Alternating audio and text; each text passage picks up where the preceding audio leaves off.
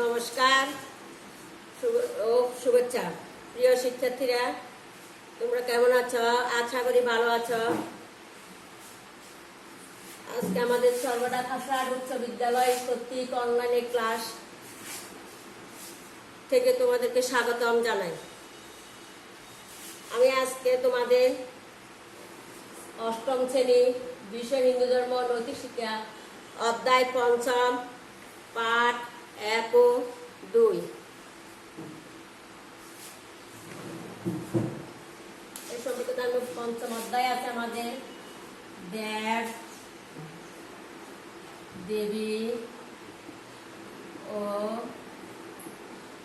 পূজা পার্বণ। আমাদের পঞ্চম অধ্যায় হচ্ছে কি দেব দেবী ও পূজা পার্বণ। আমরা প্রথম জানবো দেব দেবী। আমরা অনেক দেব দেবীর নাম জানি, যেমন দুর্গা, কালী, বিষ্ণু, শিব ইত্যাদি। ঈশ্বর নিরাকার হলো, আবার সাকার রূপও ধারণ করেন। ঈশ্বর মানব কল্যাণের জন্য তিনি সাকার রূপ ধারণ করেন। তাহলে আমাদের প্রথম জানতে হবে দেব দেবী কাকে বলে।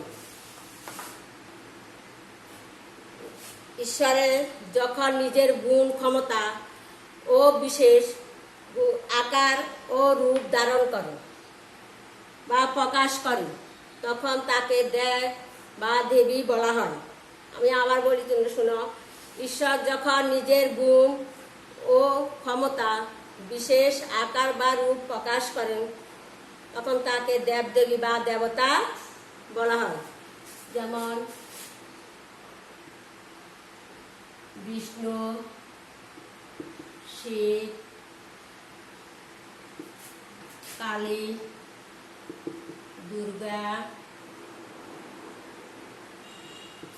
সরস্বতী ইত্যাদি। তাহলে এগুলো হচ্ছে আমাদের দেব দেবীর নাম। এরা এক একজন গুণ ও শক্তির অধিকারী। যেমন সরস্বতী বিদ্যার দেবী, দুর্গা শক্তির দেবী, বিষ্ণু আমাদের পালনকর্তা, শিব আমাদের ধ্বংসকর্তা। এরপর হচ্ছে এবার আমরা জানবো ধর্মগ্রন্থ অনুসারে। ধর্মগ্রন্থ অনুসারে আমাদের 3 প্রকার দেব দেবীর পরিচয় পাই। সেগুলো হলো 1 নম্বরে বৈদিক দেবতা, 2 পৌরাণিক দেবতা, 3 লৌকিক দেবতা। তাহলে দেখো, ধর্মগ্রন্থ অনুসারে দেব দেবীকে আমরা 3টি ভাগে ভাগ করি, যেমন বৈদিক দেবতা, পৌরাণিক দেবতা, লৌকিক দেবতা। তাহলে আমরা এই 3টে ভাগে আবার কাকে বলে জানবো, কে কে দেব বৈদিক দেবতা রয়েছে। প্রথম আমাদের বৈদিক দেবতাটা হচ্ছে যে সকল দেবতার নাম শুধুমাত্র বেদে উল্লেখ রয়েছে, তাদেরকে বৈদিক দেবতা বলে। আমি আবার বলি, শোনো, বৈদিক দেবতা কাকে বলে? যে সকল দেবতার নাম বেদে উল্লেখ হয়েছে তাদেরকে বৈদিক দেবতা বলে। যেমন বৈদিক দেবতাগুলা অগ্নি, 1 নম্বর হচ্ছে অগ্নি, ইন্দ্র, বিষ্ণু ইত্যাদি।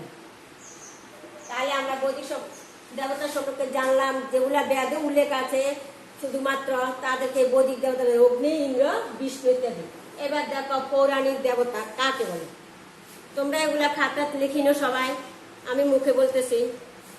যে সকল দেবতা নাম শুধুমাত্র পুরাণে উল্লেখিত হয়েছে তাদেরকে পৌরাণিক দেবতা বলে। আমি আবার বলি, শোনো।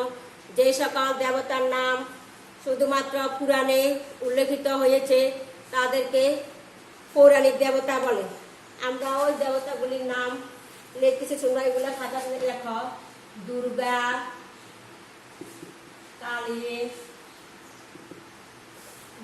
কালী, গণেশ ইত্যাদি। তাহলে আমরা 2টা দেবতা পেয়েছি, বৈদিক দেবতা পৌরাণিক দেবতা।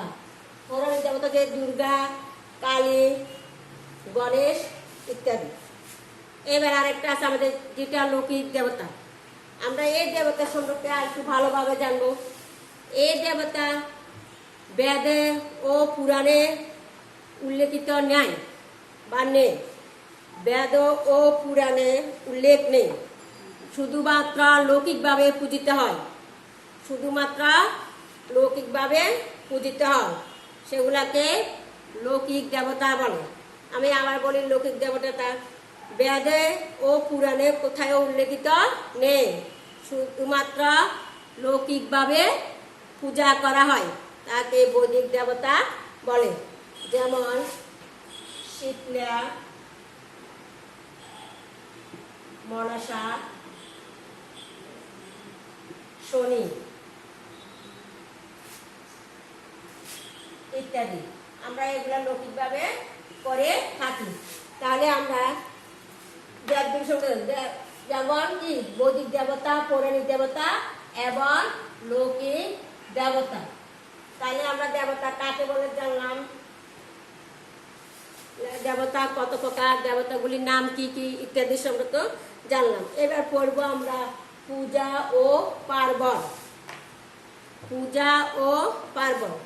পূজা শব্দের পূজা ও পার্বণ শব্দের দুইটি সমর্থক শব্দ। তাহলে পূজা ও পার্বণ দুটি সমর্থক শব্দ। পূজা ও পার্বণ দুইটি সমর্থক শব্দ।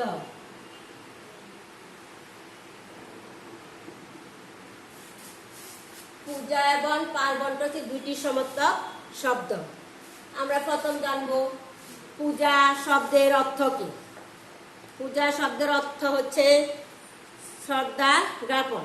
কাদের প্রতি? দেবদেবীদের প্রতি। কাদের প্রতি এই শ্রদ্ধা জ্ঞাপনটা করা হয়? আমাদের দেবদেবীদের প্রতি শ্রদ্ধা জ্ঞাপন করা হয়। এবার আমরা জানবো পূজা কাকে বলে। তোমরা খাতাতে লিখে নাও পূজা শব্দটা। পূজা শব্দের অর্থ শ্রদ্ধা জ্ঞাপন। পূজা শব্দের অর্থ শ্রদ্ধা জ্ঞাপন। পূজা কাকে বলে? আমরা এটা মুখে বলি, তোমরা সবাই খাতা সামনে রাখো। পূজা কাকে বলে? দেব দেবীকে পুষ্প, পত্র, নৈবেদ্য ইত্যাদি দিয়ে শ্রদ্ধা জ্ঞাপন করা হয়। তাহলে পূজাটা হচ্ছে দেব দেবীকে পুষ্প, পত্র, নৈবেদ্য ইত্যাদি দিয়ে শ্রদ্ধা জ্ঞাপন করা হয়, তখন তাকে আমরা পূজা বলি। আমি একবার বলতেছি, পূজা কাকে বলে? দেবদেবীকে পুষ্প, পত্র, নৈবেদ্য ইত্যাদি দিয়ে শ্রদ্ধা জ্ঞাপন করাকে পূজা বলে। এবার আসবো আমরা পার্বণ। পার্বণ শব্দের অর্থ। পার্বণ শব্দটা হচ্ছে কি? উৎসব। পার্বণ শব্দের অর্থ হচ্ছে উৎসব। উৎসব মানে আমরা আরেকটা শব্দ সম্পর্কে জানবো। উৎসব মানে আনন্দ, অনুষ্ঠান। এগুলো খাতা লিখে নাও, আনন্দ অনুষ্ঠান। তাহলে পার্বণ শব্দের অর্থ উৎসব। পার্বণ শব্দের অর্থ উৎসব। আবার উৎসব মানে আনন্দ অনুষ্ঠান। এবার পার্বণ কাকে বলে? পার্বণ শব্দটা হচ্ছে পূজা, উৎসব, বিভিন্ন বিধিবিধান অনুসারে বিভিন্ন দেব দেবী পূজার বিভিন্ন ধরনের উৎসবের আয়োজন করা হয়, একে বলা হয় পার্বণ। বিধিবিধান অনুসারে বিভিন্ন দেব দেবী পূজা, বিভিন্ন ধরনের উৎসবের আয়োজন করা হয়, একে বলে পার্বণ। তাহলে আমাদের পূজা ও পার্বণ দুটি সমর্থক শব্দ। পূজা শব্দ অর্থ শ্রদ্ধা জ্ঞাপন, পার্বণ শব্দ অর্থ উৎসব। আমরা এই দুটো জিনিসের কাকে বলে তাও জানলাম। এবার আমাদের পাঠে 1 এবং 2 আছে, একটু দেখো। পূজা উপকরণের ধারণা। পাঠ 1 এবং 2 যাবো। এবার আমরা পূজা উপকরণের ধারণা। পূজা উপকরণের ধারণা ও তাৎপর্য।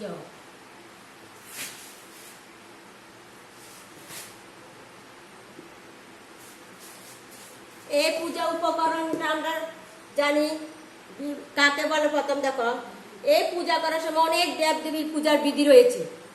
পূজা করার সময় অনেক পূজার বিধি রয়েছে। বিভিন্ন রীতিনীতি সমূহকে পূজার বিধি বলে। এবার দেখো পূজার উপকরণ কাকে বলে। বিভিন্ন দেব দেবীর পূজা সঠিকভাবে করার জন্য বিভিন্ন রীতিনীতি সমূহ সঠিকভাবে পালন করার জন্য বিভিন্ন ধরনের সামগ্রীর প্রয়োজন হয়। এই সকল পূজা সামগ্রীকে পূজার উপকরণ বলে। আমি পূজার উপকরণটা বলে রেখেছি, দেখো পূজার উপকরণ বিভিন্ন পূজার উপকরণ বিভিন্ন দেব দেবীর পূজা সঠিকভাবে করার জন্য ও বিভিন্ন রীতিনীতি সমূহ সঠিকভাবে পালন করার জন্য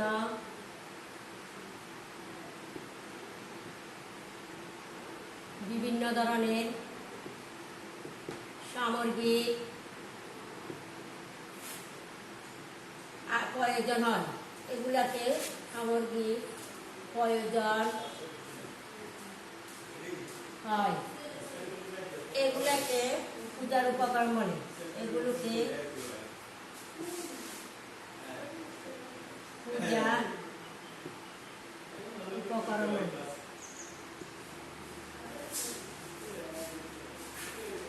সবাই লিখছো, আমরা আবার একটু করতেছি। দেখো বিভিন্ন দেবদেবীর পূজা সঠিকভাবে করার জন্য বিভিন্ন রীতিনীতি সমূহ সঠিকভাবে পালন করার জন্য বিভিন্ন ধরনের সামগ্রী প্রয়োজন হয়। এগুলোকে পূজার উপকরণ বলে।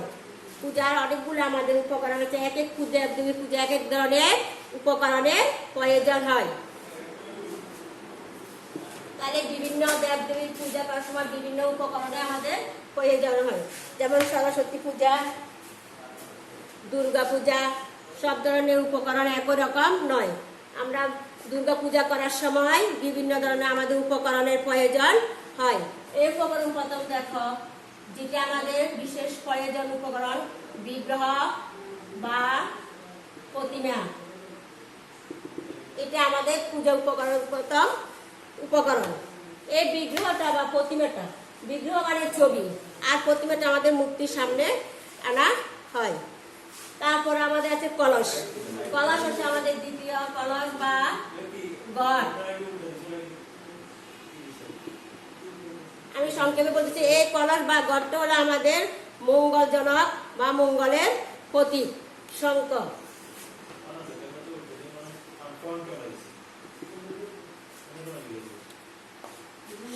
শঙ্খটা একটি মঙ্গল সূচক পূজার উপকরণ এবং সৃষ্টির পবিত্র ধ্বনি।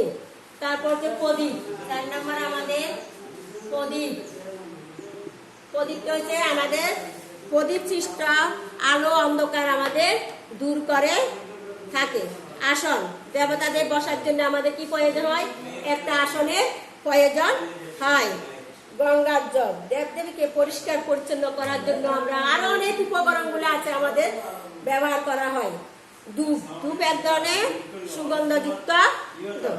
চন্দন, চন্দনটা কাঠ সুগন্ধিযুক্ত চন্দন করতে সৃষ্টি করে। পঞ্চরতি, 5টি প্রদীপ প্রজ্বলিত করাকে পঞ্চরতি বলা হয়। তারপরে ঘন্টা, পূজার সময় ঘন্টা বাজানো হয়। এটা মঙ্গলজনক শব্দ সৃষ্টিকারী উপকরণ হিসাবে ব্যবহার করা হয়। পবিত্র সুতা, যেটা আমাদের যজ্ঞ করার জন্য প্রয়োজন হয়। আমি আজকে এই পর্যন্ত তোমাদের ক্লাসটা শেষ করলাম। সুস্থ থাকো, ভালো থাকো। এ বলিয়ে আমার ক্লাস শেষ করে সবাইকে ধন্যবাদ।